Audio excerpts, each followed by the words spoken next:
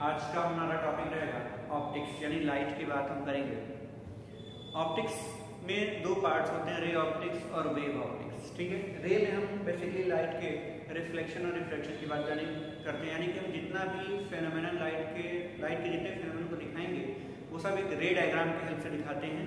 ठीक है, और उसी को हम क्या करेंगे, रे ऑप्टिक्स। इसमें हम बेसिकली पढ़ेंगे रिफ्लेक्शन एंड रिफ्रैक्शन। ठीक है, ये देखिए 10th में भी आपका बिल्कुल स्टार्टिंग में हम जो चीज़ें पढ़ते हैं 10th और 12th लगभग स्टार्टिंग पोर्शन क्या होता है, अप्रॉक्सीमेटली सेम होता है, जिसमें हम लाइट के रिफ्लेक्शन एंड रिफ्रैक्शन फेनोमेनन को समझते हैं। 12th में ये चीज़ें जाकर के बाद में और ज़्यादा ऐड हो जाता है, लेकिन स्टार्टिंग में 10th और 12th में दोनों ही सिलेबस क्या है, सेम। ठीक, तो हम बात करेंगे लाइट की। ठीक है, लाइट क्या होता है। पहला सवाल यही है कि लाइट क्या है, तो light is a form of energy. Light is a form of energy, कहते हैं एनर्जी का फॉर्म है which enables to see the things around us. यानी कि लाइट को हम कह रहे हैं कि एनर्जी का फॉर्म है जो हमारे आसपास की चीज़ों को देखने में हेल्प कर रहा है। ठीक है, अगर देखिए कमरे में अगर लाइट नहीं हो, चारों तरफ से दरवाजा बंद होता है तो कुछ दिखाई नहीं देगा, लेकिन लाइट जल जाता है तो हमें दिखाई देता है, या बाहर से सन का रेज आने लगे तो भी, तो किसी चीज़ को देखने की लाइट की जरूरत पड़ती है। ठीक, तो क्यों हम चीज़ों को देखते हैं, करेंगे लाइट है तो देख रहे हैं, तो कैसे देख रहे हैं, तो होता क्या है कि लाइट उस ऑब्जेक्ट पे जाती है जिसको हम देख रहे हैं, और वहां से रिफ्लेक्टेड लाइट हमारे आंखों में आती है, तो डिफरेंट प्रोसेस के थ्रू हमारे रेटिना पे इमेज बनता है और हम देखते हैं। तो पूरा का पूरा प्रोसेस हम यहाँ समझेंगे, फिर हम यहाँ डिस्कस करेंगे लाइट क्या होता है, उसके बेसिक प्रॉपर्टीज के बारे में।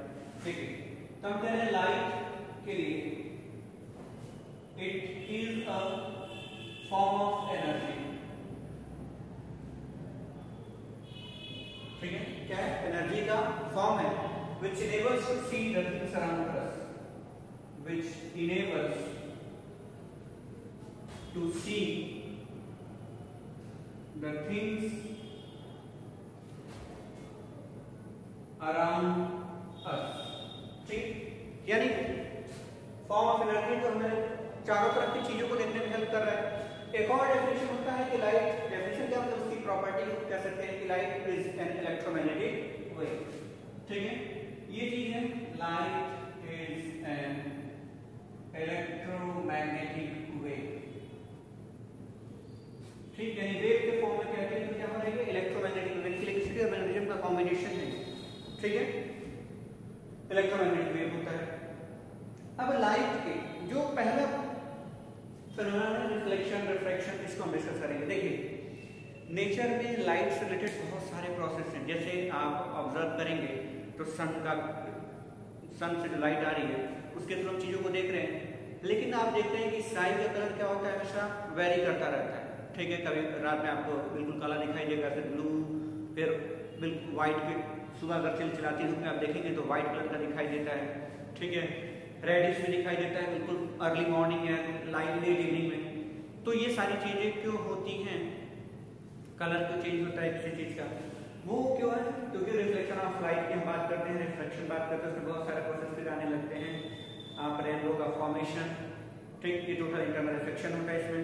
यानी कि कुल मिला जुला के हमें लाइट के डिफरेंट प्रॉपर्टीज और फेनोमेनन को हमें स्टडी करना है। ठीक, तो उसमें जो पहला फेनोमेनन हम पढ़ेंगे वो क्या पढ़ेंगे, रिफ्लेक्शन। ठीक, रिफ्लेक्शन ऑफ लाइट क्या होता है, देखिए रिफ्लेक्शन ऑफ लाइट।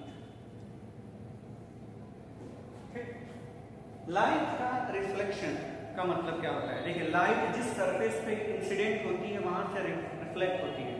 ठीक, जैसे आपके ऊपर जब लाइट आता है तो देखिए जब आप खड़े होते हैं तो लाइट अगर इधर से आ रहा है तो आपके आसपास से तो लाइट निकल जाती है, लेकिन आपके पास बॉडी पे जो आता है वो रिफ्लेक्ट होकर के इधर चला जाता है, क्योंकि आपके पीछे लाइट जाता नहीं, शैडो बनता है आपका। ठीक है, तो शैडो इसलिए बनता है क्योंकि लाइट वहां तक पहुंच नहीं पाती है, आपकी बॉडी से टकरा करके वापस चली गई। इसी को क्या कहते हैं, रिफ्लेक्शन ऑफ लाइट। ठीक है, यानी कि bouncing back of light into the same medium is known as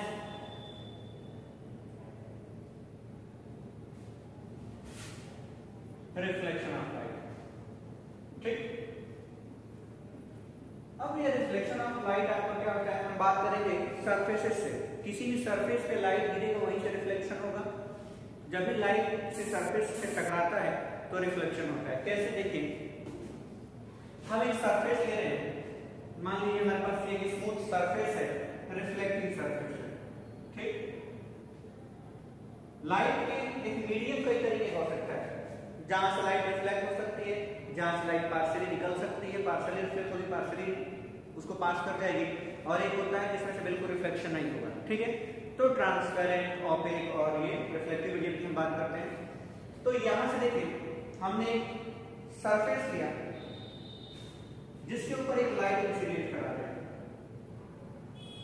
ठीक है। लाइट का क्या हो गया, इंसिडेंट हो जाता है, ठीक। तो जो लाइट इंसिडेंट होती है उसको हम कहते हैं इंसिडेंट रे, ठीक है। ये आपको क्या है, सरफेस, रिफ्लेक्टिंग सरफेस है जहां से लाइट टकराएगी, ठीक। जिस पॉइंट पे लाइट इंसिडेंट होता है, ये होने वाले पॉइंट को, इसको हम कहते हैं पॉइंट ऑफ इंसिडेंस, ठीक। पॉइंट ऑफ इंसिडेंस, जिस पॉइंट पे सरफेस से जिस पॉइंट पे लाइट इंसिडेंट होता है उस पॉइंट को कहते हैं पॉइंट ऑफ इंसिडेंस, ठीक। अब यहां पे देखिए लाइट जब इंसिडेंट होगी तो बाउंस बैक होगी अपने मीडियम में, ठीक है। अब इसको नीचे, इसके तो नीचे नहीं जा पाएगी, तो रिफ्लेक्ट होगी। तो रिफ्लेक्ट होने के लिए कुछ कंडीशंस होते हैं जिसमें हम देखते हैं, लॉज ऑफ रिफ्लेक्शन के थ्रू पता चलता है कि जितने एंगल से लाइट इंसिडेंट होती है किसी सरफेस पे, उतने ही एंगल से बाउंस बैक हो जाएगी, रिफ्लेक्ट हो जाएगी, ठीक। अब वो एंगल पता करने के लिए हम क्या करते हैं, पॉइंट ऑफ इंसिडेंस पे एक नॉर्मल ड्रॉ करते हैं सरफेस पे, या तो क्या हो जाएगा, नॉर्मल, यानी एक परपेंडिकुलर ड्रॉ कर देंगे, ठीक है।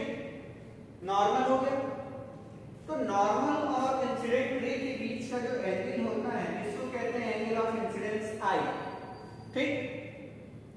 अब यहां से देखिए लॉज ऑफ रिफ्लेक्शन क्या कहता है कि जितने एंगल से आया है उतने ही एंगल से क्या हो जाएगा, रिफ्लेक्ट बैक हो जाएगा, यानी कि ये आपका क्या रिफ्लेक्ट बैक हो जाएगा जितने एंगल से आया है,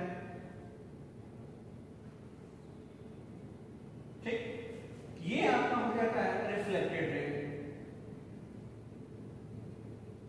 और ये जो एंगल है इसको कहते हैं एंगल ऑफ रिफ्लेक्शन, ठीक। इट मींस देखिए एंगल आई इक्वल्स टू क्या है आपका, इंसिडेंट एंगल। इंसिडेंट एंगल क्या होता है आपका, the angle between incident ray and normal, क्या angle between incident ray and normal, clear. दूसरा है angle of reflection, angle r आपका हो जाता है एंगल ऑफ रिफ्लेक्शन या रिफ्लेक्टेड एंगल, ठीक। ये रिफ्लेक्टेड एंगल कहते हैं इसको। ये क्या है आपका angle between reflected ray and normal, clear. ये दो एंगल आपको मिल जाते हैं। तो क्या क्या हुआ, देखिए हमने एक सरफेस लिया, सरफेस पे एक लाइट रेज को इंसिडेंट कराया, जिस पॉइंट पे सरफेस पे जिस पॉइंट पे इंसिडेंट हो उसको हमने कहा पॉइंट ऑफ इंसिडेंस। यहां से लाइट रिफ्लेक्ट होकर रिफ्लेक्टेड है, और इस पॉइंट ऑफ इंसिडेंस से हमेशा क्या करेंगे, एक नॉर्मल दे देंगे ताकि हमें ये पता चले कितने एंगल से इंसिडेंट हुआ, कितने एंगल से रिफ्लेक्ट होता है, ठीक। तो किसी भी रेगुलर सरफेस से, रेगुलर मतलब स्मूथ सरफेस, ठीक, किसी भी रेगुलर सरफेस से जब लाइट का रिफ्लेक्शन होगा तो उसमें कंडीशन क्या क्या होती है, देखिए दो लॉज को फॉलो करेगा। कौन कौन सा, पहला कि angle of incidence, angle of reflection दोनों क्या होते हैं, इक्वल होते हैं, और एक लॉ क्या होता है, इंसिडेंट रे, नॉर्मल और रिफ्लेक्टेड रे सभी एक जगह मिलती हैं एक प्लेन में। यही प्लेन है आपका रिफ्लेक्टिंग सरफेस, आपका क्या होता है, प्लेन होता है, ठीक। ये आपका प्लेन है, इस प्लेन पे पॉइंट ऑफ इंसिडेंस पे ये तीनों एक जगह मिल रहे हैं, ठीक। बाकी डाइवर्जन है दोनों, तो ये आपका हो जाता है रिफ्लेक्शन ऑफ लाइट, ठीक।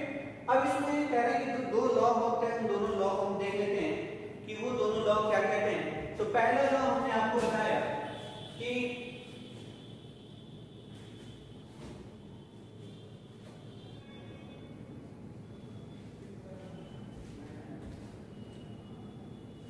देखिए, जैसा मैंने आपको बताया कि लॉ ऑफ रिफ्लेक्शन में हमने डायग्राम में बता रहा था कि angle of incidence equal to angle of reflection.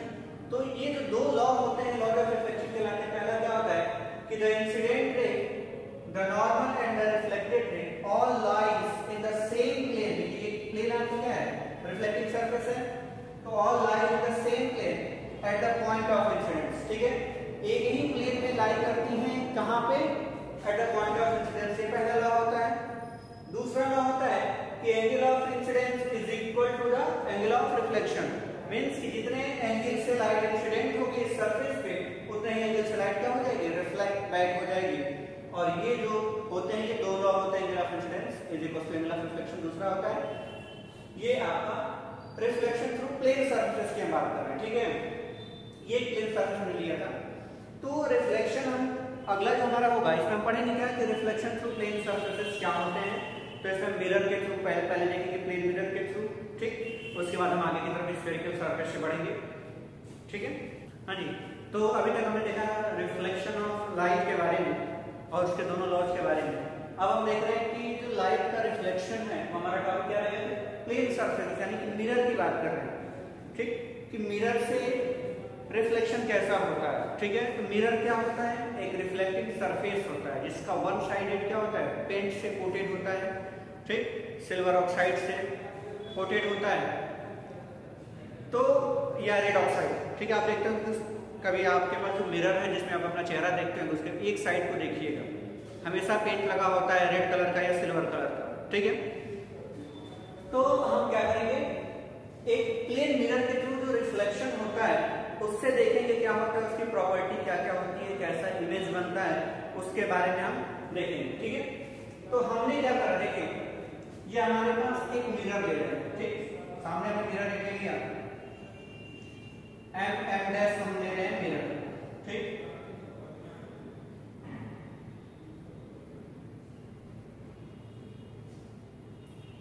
Mirror में अपना इमेज देखने के लिए हम क्या करते हैं, हमेशा मिरर के फ्रंट पे खड़े होते हैं। तो ये मिरर का फ्रंट, ये कोटिंग हमने कर दी एक साइड से, मिरर तैयार हो गया अपना, एम डैश हो गया आपका मिरर। हम क्या कर रहे हैं, यहां से डी डिस्टेंस पे जाकर के ऑब्जेक्ट ले रहे हैं। ठीक, डी डिस्टेंस पे जाकर के क्या करेंगे, ऑब्जेक्ट ले लिए। मान लीजिए हमारा हो गया यहाँ पे ऑब्जेक्ट हो गया पॉइंट साइज ऑब्जेक्ट। ठीक है, ओ अब ये ऑब्जेक्ट है तो इसका इमेज इस मिरर में बनेगा। तो हमेशा देखिए आप जब आप देखते होंगे चेहरा अपना, तो लगता है क्या, आप प्रैक्टिकली बात करें तो लगता है ना कि मिरर के पीछे कोई आदमी आपके जैसा खड़ा है। ठीक, आप जैसे हाथ पॉइंट करते हो, पॉइंट करते हो जैसे हाथ। ठीक है, तो बिल्कुल वही चीज है कि हम कैसे उस इमेज को बनाएंगे। वो जो इमेज हमारा बन रहा है मिरर के पीछे, वो कैसे बन रहा है उसको हम एक रे डायग्राम के थ्रू समझेंगे। ठीक है, तो होता क्या है कि हमारा इमेज तभी बनता है जब हमारे ऑब्जेक्ट्स यानी हमारी बॉडी से लाइट रिफ्लेक्ट होकर के वापस मिरर पे जाती है, तभी बनता है। देखिए कभी अंधेरे कमरे में आप मिरर पे टॉर्च जला दीजिए और आप खड़े हुए, आपका इमेज नहीं बनेगा, आप अपने चेहरा नहीं देख पाएंगे। लेकिन मिरर को अंधेरे में रख दीजिए और टॉर्च की लाइट अपने चेहरे पे कीजिए तो आपका चेहरा दिखेगा। क्यों? क्योंकि टॉर्च की जो लाइट है आपके चेहरे से रिफ्लेक्ट होकर के मिरर तक जाती है, तभी आपका चेहरा दिखाई देता है। यानी कि उस ऑब्जेक्ट से रिफ्लेक्ट होकर के लाइट मिरर में जाना चाहिए, तभी आपको इमेज दिखाई देगा। तो ये आपका ऑब्जेक्ट है, यहां से एक लाइट रेज मान लीजिए ये चला गया। ठीक, एक लाइट रेज मिरर के दूसरे एंड पे आ रहा है,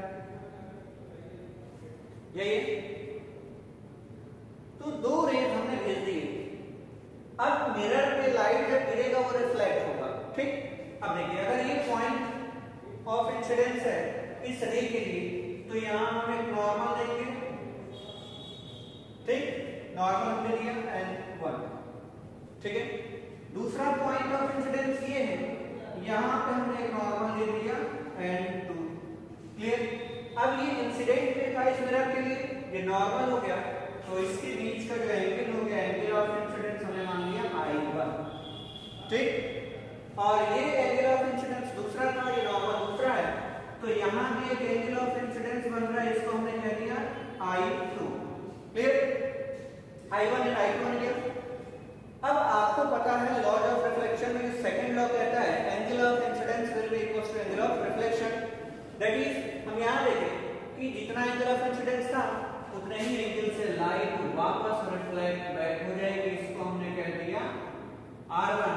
और ये भी लाइट क्या होगी, पीछे की तरफ बाउंस बैक हो जाएगी, इसको हमने कह दिया R2। ठीक, तो ये दोनों आपको क्या हो गया, रिफ्लेक्टेड रेज हो गए। ठीक, तो रिफ्लेक्टेड रेज अब यहाँ कहीं मिलने लग रही है, नहीं मिल रही। ठीक, कभी मिलेंगे, डाइवर्ज होती जा रही है, दूर और दूर होती जा रही है। तो इमेज कैसे बनता है, यहां तो इस चीज को समझिए आप। जब रिफ्लेक्टेड रेज, ठीक, यानी लाइट रेज रिफ्लेक्शन के बाद से जहां भी मिलती हैं या मिलती हुई प्रतीत होती है, यानी कि द रिफ्लेक्टेड रेज मीट और अपीयर्स टू बी मीट, ठीक है, वहीं पे आपका क्या होगा, इमेज बनेगा। अब ये रिफ्लेक्टेड रेज कहीं मिल नहीं रही है, ठीक, लेकिन इसको पीछे की तरफ हम एक्सटेंड करें, देखिए पीछे की तरफ एक्सटेंड कर रहे हैं तो हमें एक पोजीशन मिलेगा। ठीक, ये लग रहा है कि लाइट इधर से निकल के जा रही है, ये लाइट इधर से निकल के जा रही है। ठीक है, तो जहां पे ये एक दूसरे को इंटरसेक्ट कर रहे हैं, यहीं पे आपका क्या बनेगा, यहीं पे आपका बन जाएगा इमेज आई। पॉइंट साइज का इमेज हो गया, ये इमेज हो गया आपका, और ये क्या है आपका ऑब्जेक्ट हो। ठीक है, समझिए इस बात को थोड़ा कि हमने कहा कि किसी भी ऑब्जेक्ट का इमेज तब बनेगा जब उस ऑब्जेक्ट से लाइट निकल करके मिरर के ऊपर जाए और मिरर से रिफ्लेक्शन के बाद जो लाइट रेज जहां पे मिलेंगी या मिलती हुई प्रतीत होंगी वहीं पे इमेज बनेगा। अब सुनिए, जब ये रिफ्लेक्टेड रेज एक्चुअल में मीट होती कहीं पे और वहां इमेज बनता तो वो रियल इमेज बनता, और अगर एक्चुअल में मीट नहीं हो रही है, हम उनको क्या कर रहे हैं, एक्सटेंड करके मिला रहे हैं, यानी appears to be meet at point I, तो यहाँ पे जो इमेज बनेगा वो क्या होगा, वर्चुअल इमेज होगा। क्लियर? तो हमारे पास दो तरीके का इमेज बनता है, कैसा, रियल और वर्चुअल इमेज। तो रियल इमेज देखिए, एक तो जनरल डिफरेंस है, हमें कहते हैं कि वो इमेज जो किसी स्क्रीन पे आ जाए उन्हें हम क्या कहते हैं, रियल इमेज। जैसे आप वीडियोस देखते हैं, मूवी देखते हैं थिएटर में, तो बड़ा सा स्क्रीन होता है, प्रोजेक्टर से लाइट निकल करके जाता है, स्क्रीन के ऊपर लाइट फोकस होता है, वहां पे आपको वीडियो दिखाई देता है। ठीक, वो उसका हिंदी नाम देखिए चलचित्र है, चित्र ही यानी कि इमेज है, मूविंग इमेज। तो वो क्या है आपका रियल इमेज, वो स्क्रीन पे आ गया। लेकिन जब आप अपना चेहरा देखते हैं मिरर में, प्लेन मिरर में जो आपके घरों में लगा हुआ है, तो आपको लगता है कि जितनी दूरी पे आप खड़े हैं उतनी दूरी पे पीछे आपका इमेज बन रहा है, लेकिन उतनी ही दूरी पे पीछे ले जाके अगर कोई स्क्रीन लगाएंगे तो आपका इमेज वहां पे स्क्रीन पे नहीं दिखेगा। इट मींस कि वो आपका जो इमेज बन रहा है कैसा बन रहा है, वर्चुअल बन रहा है। और दूसरा डेफिनेशन वर्चुअल का क्या होता है कि the image formed by the reflected rays which are appears to be meet, जो मिलती प्रतीत हो रही है वहां पे जो इमेज बन रहा है उसको क्या कह रहे हैं, वर्चुअल इमेज। क्लियर? अच्छा, अब देखिए इस इमेज को अगर कोई थर्ड पर्सन देखना चाहता है, ठीक, ये तो ऑब्जेक्ट हो गया, इमेज हो गया, कोई और देखना चाहता है तो क्या होगा, उसको कहां खड़ा होना पड़ेगा ताकि वो आदमी इस ऑब्जेक्ट का इमेज यहाँ पे देख सके। तो वो जो जगह होती है उस जगह को हम कहते हैं फील्ड ऑफ व्यू।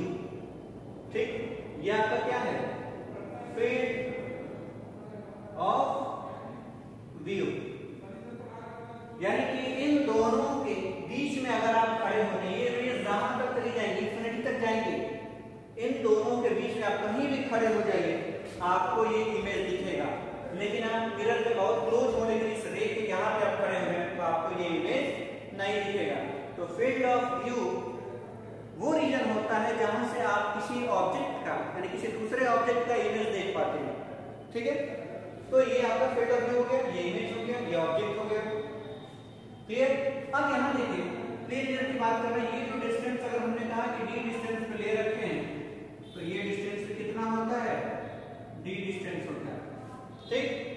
बकायदा इसका प्रूफ भी है कि शो करने के लिए आपके पास देखिए ये ट्रायंगल होता है, ये दोनों एंगल इक्वल हो जाती है, तो आप आसानी से प्रूफ कर पाएंगे।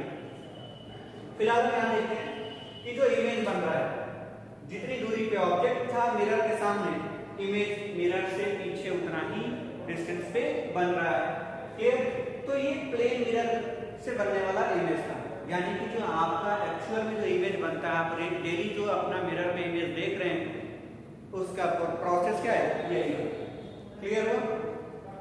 और आप किसी और का इमेज लेना चाहते हैं तो आपके इसके फील्ड ऑफ व्यू में खड़ा होना पड़ेगा, तब आप इस ऑब्जेक्ट की इमेज को देख पाएंगे। ठीक है, तो यहाँ से हमें दो तरीके का इमेज पता चल रहा है, कौन सा, रियल इमेज और वर्चुअल इमेज। तो देखिए रियल इमेज की बात कर रहे हैं, तो रियल इमेज क्या होता है, जिसको स्क्रीन पे पा सके इमेज, ठीक है, which can obtain या which form on screen, screen पे फॉर्म होता है। और इसका दूसरा डेफिनेशन क्या होता है, the image form by the actual intersection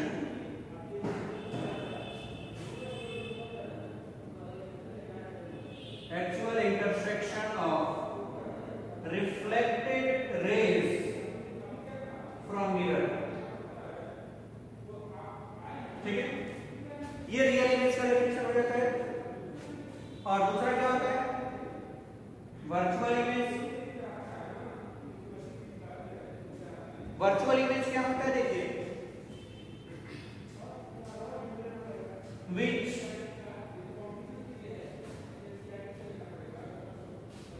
do not form on image, ठीक है, which do not form on screen, जो स्क्रीन पे नहीं बनता है। ठीक, उसे हम क्या कह रहे हैं, वर्चुअल इमेज कह रहे हैं। या इसका दूसरा डेफिनेशन क्या होता है, the image form at the point where the reflected rays from mirror appears to be intersected। ठीक है,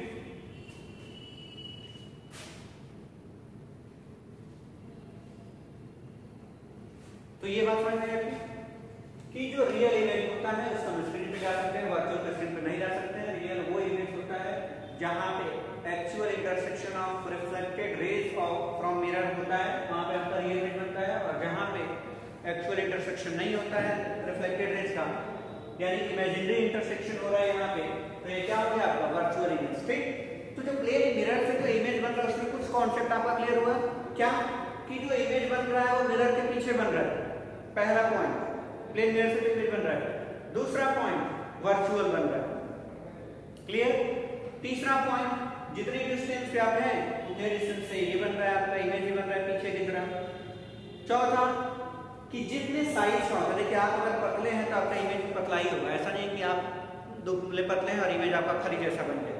ठीक, जैसे आप एग्जैक्टली हैं इमेज भी वैसे ही बनता है प्लेन मिरर के केस में। ये हुआ। और कभी कभी आप देखते होंगे कि जब आप अपना दाहिना हाथ उठाते हैं तो लगता है कि जो मिरर के पीछे जो आप ही के जैसा हमशक्ल खड़ा है उसने अपना लेफ्ट हैंड उठाया हुआ है, आपका राइट हैंड उसका लेफ्ट हैंड, आपका लेफ्ट हैंड उसका राइट हैंड। आप अपना राइट कान पकड़ रहे हैं, वो अपना लेफ्ट पकड़ रहे हैं। इट मीन्स कि आपका जो इमेज है वो लेटरली इन्वर्ट हो गया, आपका लेफ्ट उसका राइट हो जा रहा है, आपका राइट उसका लेफ्ट हो जा रहा है। मतलब आपका जो इमेज बना प्लेन मिरर में वो कैसा है, लेटरली इन्वर्टेड है, इन्वर्जन हो रहा है आपका, लेफ्ट का राइट, राइट का लेफ्ट हो जा रहा है। क्लियर। इसके अलावा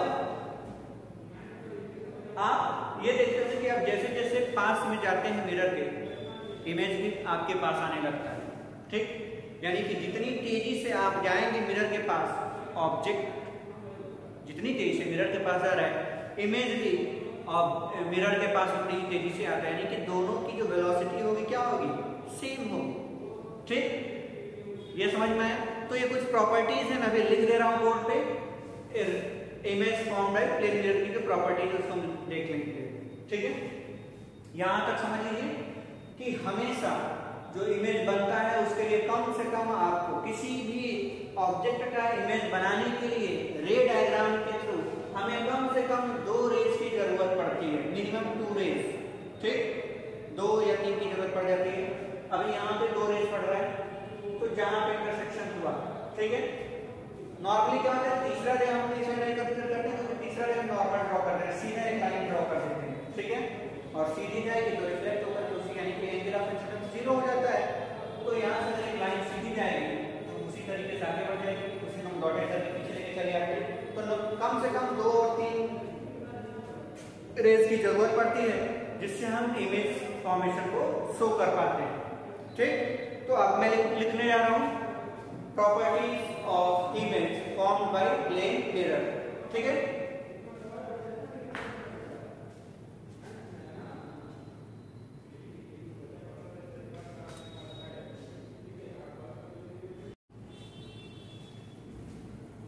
देखिए हमने देखा कि कैसे इमेज का फॉर्मेशन हो रहा है प्लेन मिरर के थ्रू। मैंने आपको बताया कि हमेशा 2-3 रेज आपको जरूरत पड़ रही है, 2 या 3 रेज की जरूरत पड़ती है आपको इमेज फॉर्म करने के लिए। तो यहाँ पे आपको दिखाया गया क्या कि ऑब्जेक्ट है, यहाँ से 2 रेज निकल करके मिरर पे जा रही है, दोनों का अलग अलग एंगल ऑफ इंसिडेंस है, अलग अलग एंगल ऑफ रिफ्लेक्शन है, ये दोनों डाइवर्ज हो रही है, कोई मिल नहीं सकती, लेकिन उसको पीछे की तरफ एक्सटेंड करेंगे तो यहाँ पे मिलती प्रतीत हो रही है। तो यहाँ पे आपका इमेज बन गया और ये इसका फील्ड ऑफ व्यू हो जाता है इस इमेज को देखने के लिए। ठीक, और प्रॉपर्टीज की बात कर रहे हैं तो देखिए प्रैक्टिकल चीज है, बिल्कुल आप अपने घर में चले मिरर के सामने खड़े होइए और जितनी भी प्रॉपर्टीज मैंने लिखी है उसको आप एक बार करके देखिए क्या वाकई ऐसा है। आपको एक बार में चीजें याद हो जाएंगी। ठीक है, रटने की जरूरत नहीं पड़ेगी। पहला चीज, इमेज हमेशा पीछे की तरफ बनता है। ठीक, देखिए मिरर है, मिरर के पीछे बन रहा है, ऑब्जेक्ट फ्रंट पे रखा हुआ है। ठीक है, दूसरा है कि image is virtual nature. Virtual क्या है, मैंने आपको डेफिनेशन बताया कि एक्चुअल इंटरसेक्शन नहीं हो रहा है रिफ्लेक्टेड रेज का। ठीक है, तो आपका क्या हो गया है, वर्चुअल इमेज बना। डिस्टेंस ऑफ इमेज और डिस्टेंस ऑफ ऑब्जेक्ट क्या है, इक्वल है। देखिए इतनी दूरी पे ऑब्जेक्ट है, उतनी दूरी पे इमेज बन रहा है। नेक्स्ट है कि शेप और साइज। देखिए जो साइज और शेप का ऑब्जेक्ट आप रखेंगे उसी शेप साइज का आपका इमेज भी बनेगा। और नेक्स्ट क्या है कि लेटरली इन्वर्जन हो रहा है, यानी कि लेफ्ट का राइट हो रहा है, राइट का लेफ्ट हो रहा है, यानी कि जैसे ही आप इसे पॉइंट करेंगे राइट साइड हैंड अपना, वो उसने ऐसा लगेगा कि वो अपना कौन सा दे रहा है, लेफ्ट हैंड पॉइंट कर रहा है आपकी तरफ। ठीक है, नेक्स्ट है कि velocity of image with respect to mirror. Mirror के रिस्पेक्ट में आप जितनी तेजी से जाएंगे मिरर की तरफ है, उससे जितनी दूर भागेंगे उतनी ही तेज इमेज भी पास आएगा या दूर आएगा मिरर के रिस्पेक्ट में। ठीक है, तो ये प्रॉपर्टीज हो गई, इसको आप समझ लीजिए, लिख लीजिए। ठीक है, थैंक यू। देखिए इसी में मिरर के केस में क्या होता है, हम कॉम्बिनेशन ऑफ मिरर की बात करेंगे। जैसे आप सैलून वगैरह में जाते होंगे, सैलून में तो आप बाल वगैरह कटाने के लिए बैठते हैं चेयर पर, देखते होंगे कई जगह आगे मिरर लगा होता है, कई जगह आगे और पीछे दोनों जगह लगा होता है। ठीक, या अगर पीछे नहीं भी लगा होता है तो जो आपका नाई बाल काटने वाला है वो क्या करता है, छोटा सा मिरर लेकर के पीछे का पोर्शन आपको दिखाता है, आपको सेटिस्फाई कराने के लिए कि कटिंग आपकी अच्छी हुई है या नहीं। तो जो दोनों साइड मिरर लगे होते हैं उसमें आप देखते होंगे ध्यान से, कैसा लगता है आपको कि जब आप अपना इमेज देख रहे हैं फ्रंट में तो आपको एट द सेम टाइम पीछे का भी दिख रहा है सामने, उसके पीछे और मिरर बढ़ते जाते हैं, ढेर सारे इमेजेस आपके दिखाई दे रहे हैं। ठीक है, एक इमेज, दूसरा इमेज, तीसरा इमेज, इस तरीके से लगातार आपको ढेर सारे इमेज दिखाई दे रहे हैं। ये ऐसा क्यों हो रहा है, क्योंकि दो मिरर का कॉम्बिनेशन है और इमेज एक ऑब्जेक्ट हो गए और आपके जो इमेज बन रहे हैं वो आपका पहला इमेज दूसरे वाले के लिए ऑब्जेक्ट हो जाता है, फिर वो दूसरे के लिए ऑब्जेक्ट हो गया। इस तरीके से ढेर सारे इमेज बनते जाते हैं। यहाँ पे हम देखिए ट्राई करते हैं, सीखते हैं कैसे होता है। हमने वही बिल्कुल वही केस ले रहे हैं, 2 मिरर ले रहे हैं। ठीक, ये मिरर हमने मान लिया M1 M1', ठीक, और बिल्कुल इसके पैरेलल हमने एक और मिरर रख लिया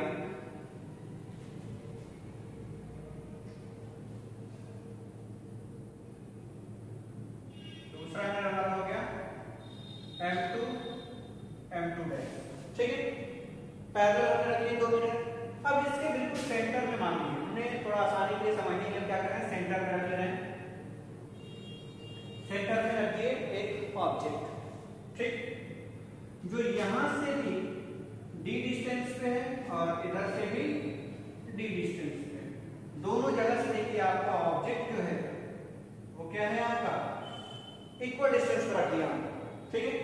अब आइए पहले मिरर में, इस मिरर में इस ऑब्जेक्ट का इमेज जस्ट इसके पीछे बनेगा उतने ही डिस्टेंस पे जितने डिस्टेंस पे ऑब्जेक्ट है, ठीक। यानी कि बिल्कुल यहां से आपका देखा जाए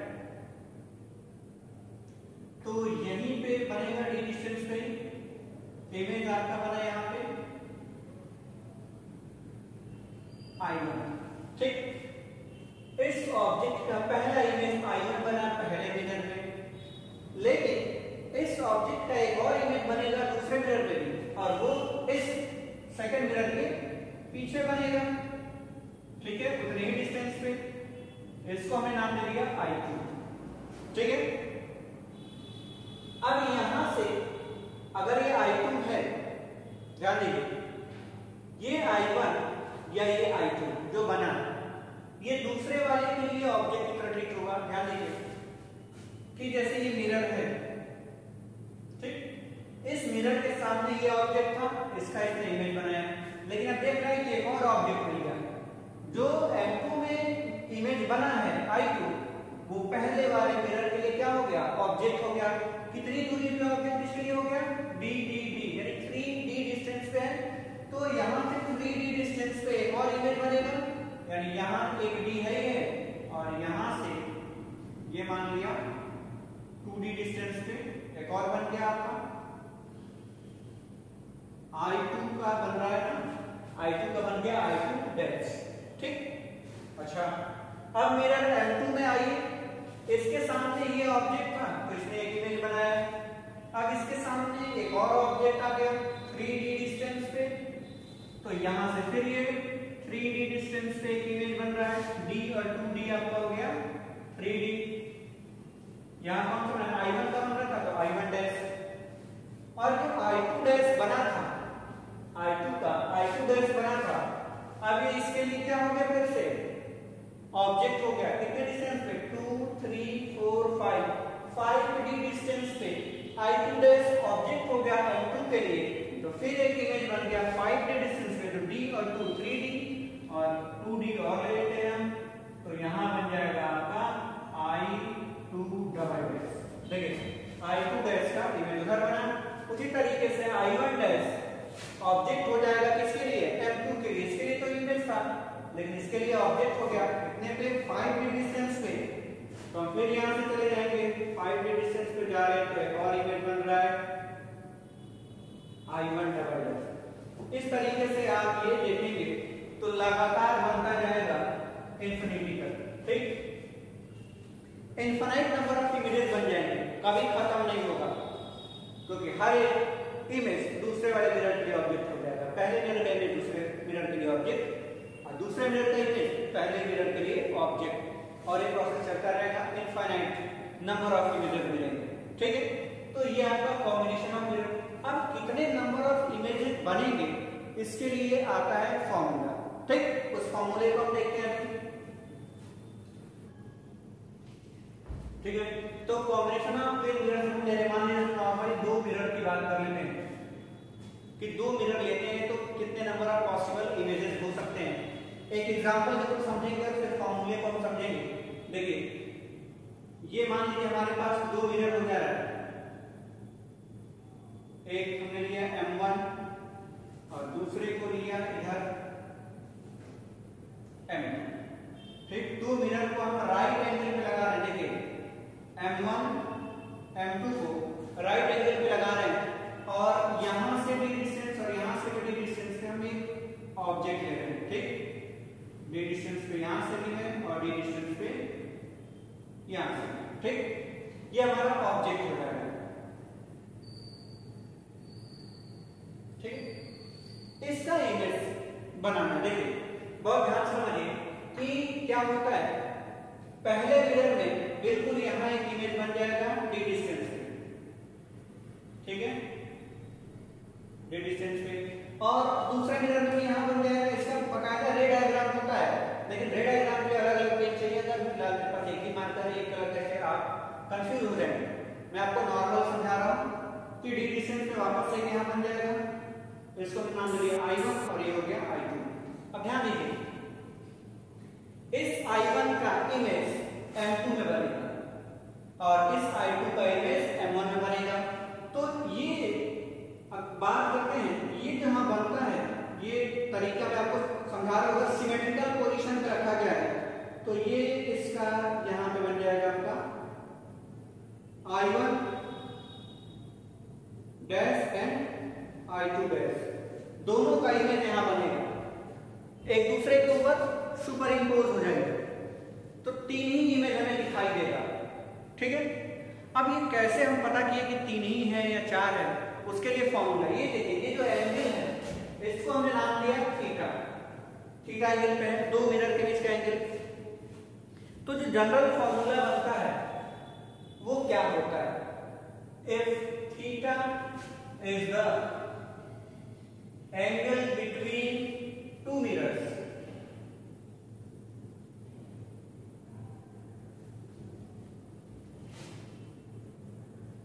ठीक है, दो मिरर के बीच का एंगल अगर हम थीटा रख रहे हैं तो क्या फॉर्मूला हो सकता है, तो जो नंबर ऑफ इमेजेस होंगे वो कितने होंगे उसके लिए फॉर्मूला होता है हमारे पास, वो हम निकालने की कोशिश कर रहे हैं। देखिए, then number of images will be, इसके लिए हम एक चार्ट से आपको समझाएंगे। अभी क्या है, ये सिमेट्रिकल पोजीशन है, तो ये आसान था। एसिमेट्रिकल पोजीशन हो सकता है कि मान लीजिए यहाँ से डिस्टेंस और इधर से 2d डिस्टेंस हो जाए, तब ये पॉसिबिलिटी बिल्कुल नहीं है। ठीक, ये तभी होगा जब ये सिमेट्रिकल है। अब यहाँ देखिए, हमने कहा एक चार्ट बना रहे हैं और चार्ट में आपको पूरा समझाएंगे हम आपको। सीरियल नंबर हो जाएगा हमारा, और यहाँ पे जो 360 की वैल्यू है, ठीक है, हम यहाँ रख रहे हैं n, यहाँ हमने कहा n है, नंबर ऑफ इमेजेस कितना है n equals to 360 degree by theta. ठीक, n की वैल्यू दे रहे हैं।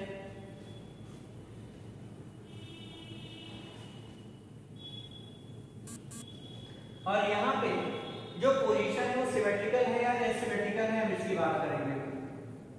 पोजीशन ऑफ ऑब्जेक्ट, ठीक है, कि ऑब्जेक्ट की पोजीशन सिमेट्रिकल, दोनों मिरर से सेम डिस्टेंस पे है, सेम पोजीशन पे है, उसकी बात। ठीक, और यहाँ हो जाएगा हमारा नंबर ऑफ इमेजेस।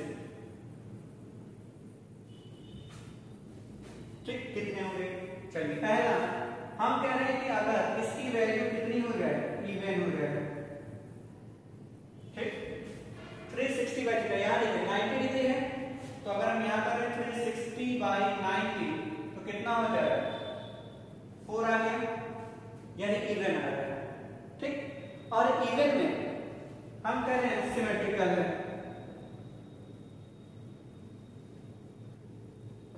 ठीक, सिमेट्रिकल हो गया।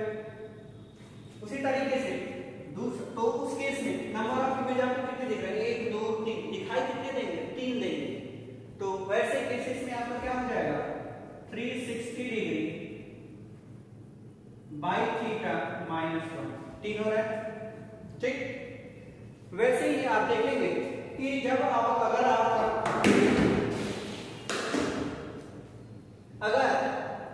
दूसरे केस में जाए, ये कह रहे हैं कि फिर से अगर ये इवन है लेकिन ये एसिमेट्रिकल है।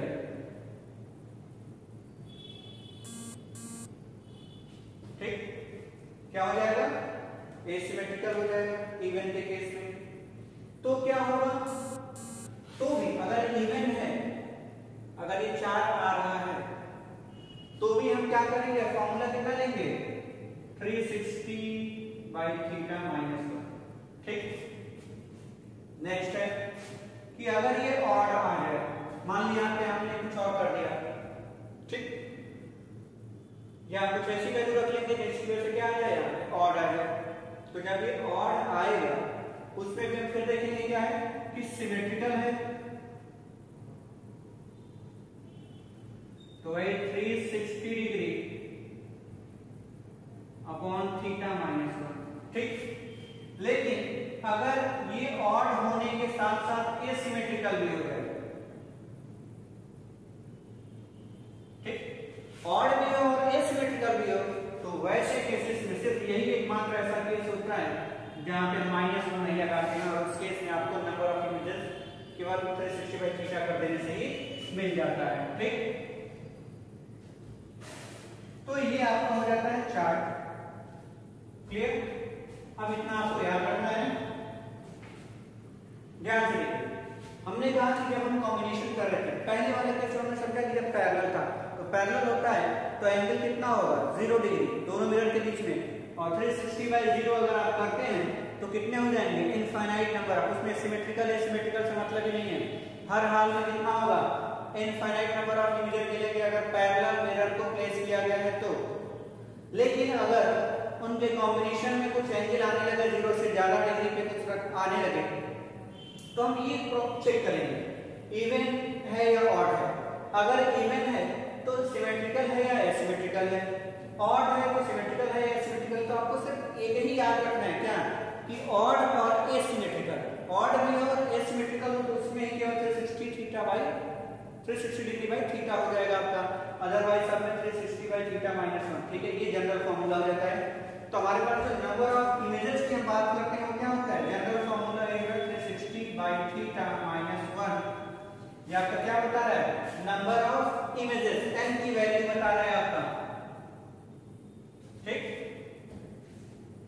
और एकमात्र स्पेशल केस ये हो रहा है जिसमें हम -1 नहीं कर रहे।